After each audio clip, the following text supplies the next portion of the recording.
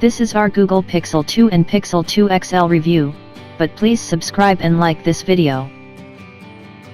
Both Pixels feature an aluminum unibody design, but Google says it's covered them in a hybrid coating. Some will complain it makes the phones feel more plasticky, but I find it to be a real treat to hold.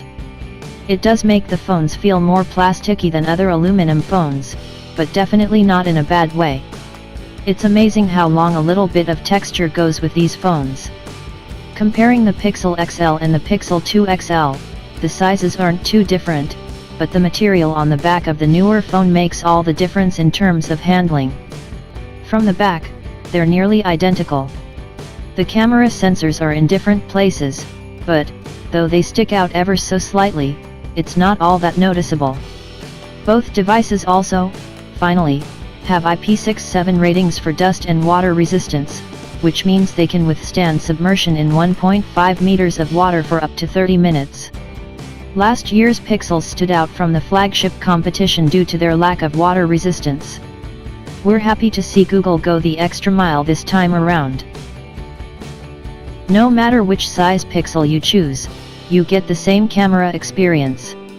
Both devices come with a single 12.2 MP rear sensor with 1.4 μm pixels and an f/1.8 aperture.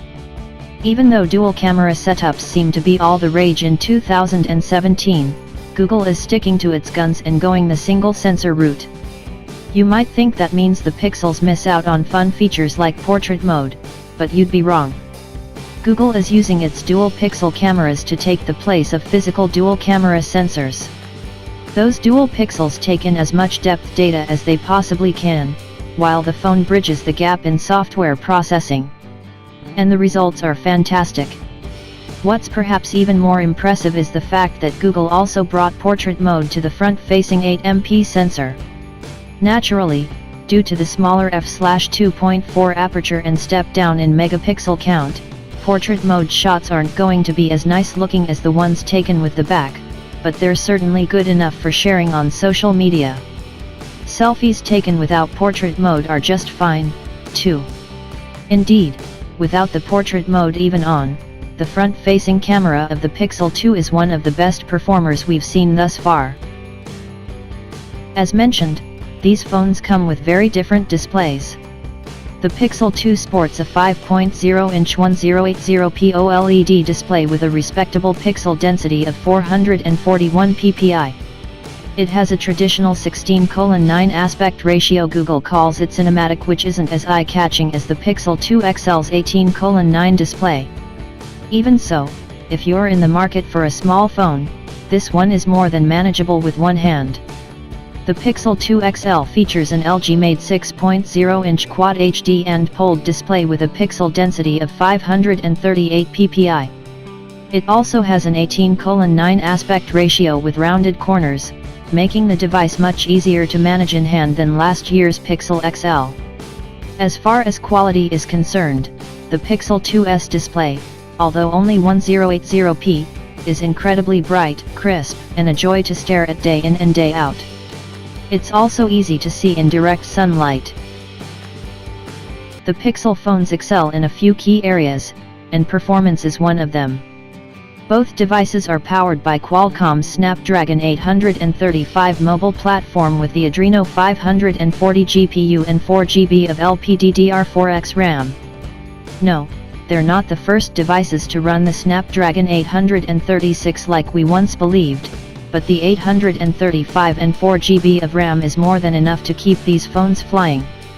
Scrolling through the user interface, multitasking, switching between apps, and playing games are all incredibly smooth on both devices. I experienced zero stuttering throughout my time with the Pixel 2. It was surprising how cool the phone stayed, even when playing graphic-intensive games.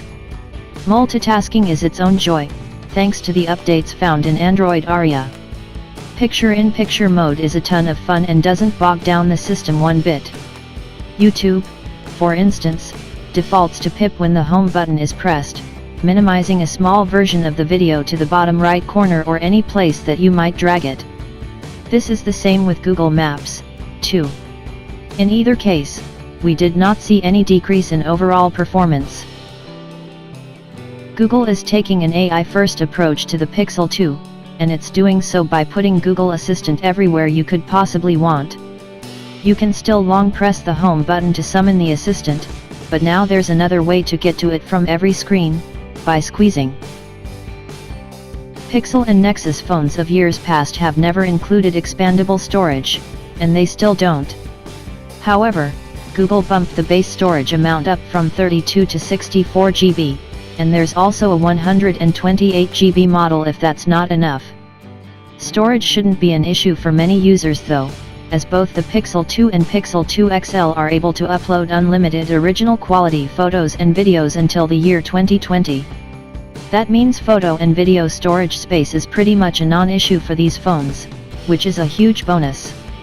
The Pixel 2 and Pixel 2 XL are also the first two phones to support eSIM, at least for Project Fi. This means both devices actually have embedded SIMs that never need to physically be removed. Instead, if you need to switch from one carrier to another, the eSIM will allow you to do just that, right from the phone. Well, it will allow that eventually.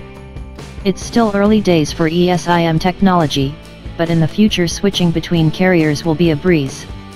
Under the hood, the Pixel 2 sports a non-removable 2700 mAh battery, and the Pixel 2 XL has a much larger 3520 mAh cell.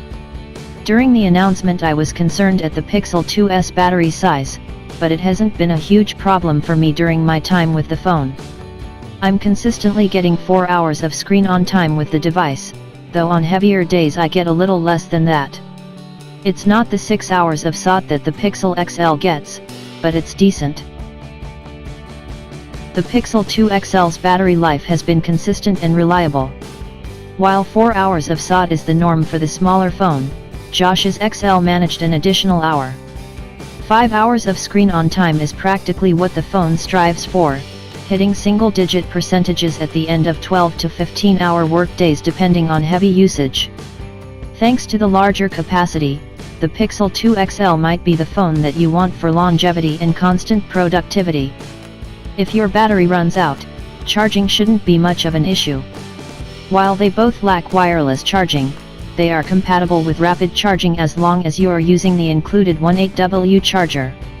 Quick Charge 3.0 can be used to get a quick boost, or those users who have further adopted the USB Type-C standard can take advantage of capable power delivery chargers.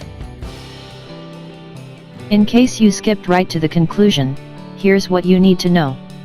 There aren't a ton of things that separate the Pixel 2 from the Pixel 2 XL, so the model you choose will most likely depend on whether you want a big or small screen. Just know that if you choose the bigger Pixel 2 XL, you may be a tad disappointed by the display. I think it's totally fine, but you may not. With every year it's becoming more and more clear that you don't buy a Pixel for its revolutionary hardware or industry-leading design.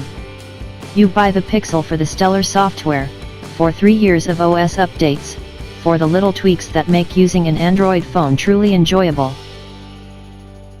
Thanks for watching. Please subscribe and like this video.